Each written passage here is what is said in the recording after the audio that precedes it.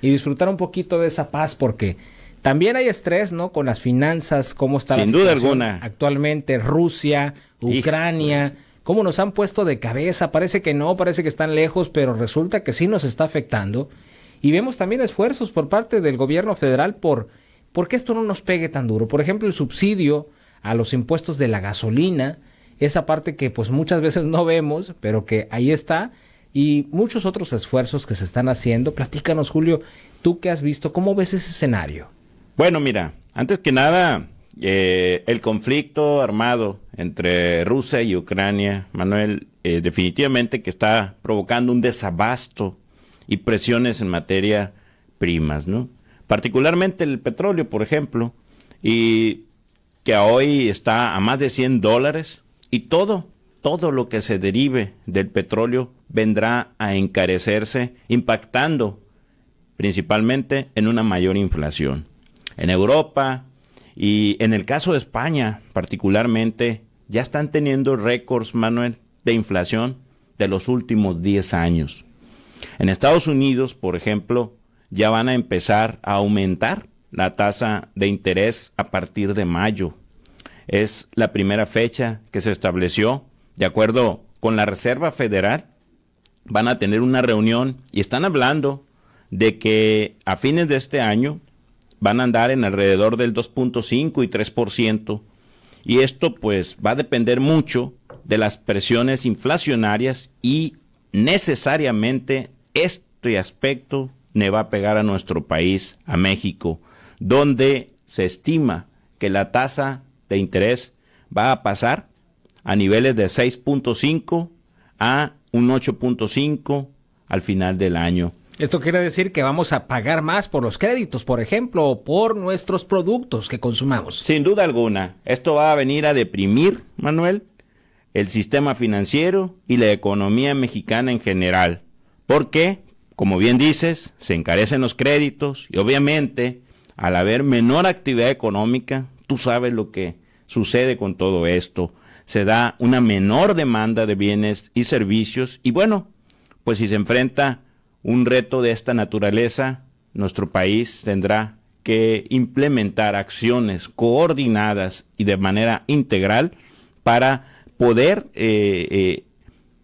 resistir lo más que se pueda ante este escenario. Todo va a depender de lo que se prolongue el conflicto entre Rusia y Ucrania, y pues obviamente entre más se prolongue, pues más van a estar los precios altos de muchas materias primas.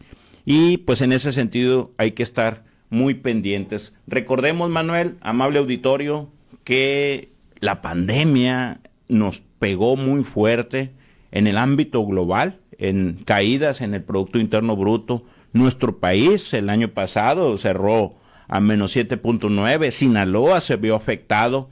Esto trajo consigo la mortandad de muchas empresas en el país, pero sobre todo, algo que ha venido sucediendo también, Manuel, es que el poder adquisitivo de las personas se ha perdido completamente. Se perdió prácticamente. Cualquier avance que se haya logrado, se perdió. Ya hemos tenido en nuestro país inflaciones altas y definitivamente que son escenarios que no convienen a la economía de las familias, de los más necesitados. Creo que nuestro país necesita urgentemente ser más eficiente, más competitivo, sobre todo en ciertos rubros o ciertos servicios. Definitivamente el petróleo nos está golpeando. Somos un país que ha privilegiado el petróleo como insumo para producir muchas cosas. Pues bueno, hay que empezar a ver qué es lo que tenemos que hacer. Yo creo que es tiempo que en nuestro país se logre un gran consenso entre los distintos actores, particularmente entre los actores del ámbito de los sectores productivos. Hoy, más que nunca, los empresarios estamos atentos al llamado de nuestros gobernantes para contribuir con algunas ideas sobre, desde nuestra perspectiva, cómo podría mejorarse las condiciones para que el desarrollo de nuestras actividades productivas no se inhiba y por consiguiente estar en posibilidades de generar y distribuir esa riqueza a la que todo mexicano tenemos derecho, y sin duda alguna esto será a partir de la coordinación que se dé entre los actores. El gobierno hoy, más que nunca, tiene una enorme responsabilidad ante sus ojos, porque en Rusia y en Ucrania se producen materias primas que son esenciales para nuestra dieta, como por ejemplo el tema del trigo, entre muchas otras. La madera, por ejemplo, mucha de la madera es rusa, que se utiliza en ciertos tipos de mobiliarios, y bueno, todo esto nos va a venir a golpear, pero sin duda alguna, como bien dijo Margaret Thatcher, la inflación es la ladrona de los ahorros, y si la inflación se dispara y se descontrola, definitivamente que quienes tengan por ahí algún ahorrito se va prácticamente a complicar pues esa parte.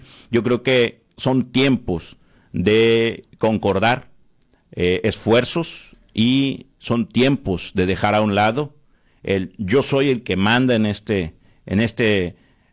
localidad, en este estado, en este país. Los egos políticos, así abrirnos dejar a un lado poquito, todo esto. Y yo creo que a quien más debemos de cuidar, Manuel, sin demérito de otras cosas, es a la pequeña y mediana empresa. Ojo, señores gobernantes de nuestro país, la pequeña y mediana empresa en México está en peligro de extinción. Si no hacemos algo al respecto, es como perder la rótula de la pierna. No podrá caminar la economía de la misma forma, porque hay que ser insistentes en esto. La micro y pequeña y mediana empresa son el corazón de la economía de México. Ojo con eso, y en este contexto, ya lo vimos, Sinaloa no nos fue como hubiéramos querido en 2020, 2021. La mortalidad de empresas que se dio es reflejo de que enfrentamos situaciones complejas. Lo dijo también los datos del PIB, las actividades que menos crecieron, ¿verdad? Y por supuesto, ya veíamos una recuperación a partir del segundo trimestre en los indicadores de actividad trimestral. Pero bueno, con este contexto Rusia-Ucrania, pues esos pronósticos positivos se vienen a un escenario negativo. Todo, prácticamente, definitivamente. Julio. Y los gobiernos, claro está, lo entendemos, necesitan recursos para operar. Pero, ojo, señores gobernantes, no se trata de recaudar por recaudar, sino también de buscar criterios de eficiencia en la operación de los gobiernos. Y ahí, en mucho, pueden ayudar las distintas organizaciones de tipo sindical, gremial, que directa o indirectamente requieren de recursos para su operación, recursos justos, desde luego. El criterio de eficiencia aplica para todos y todas.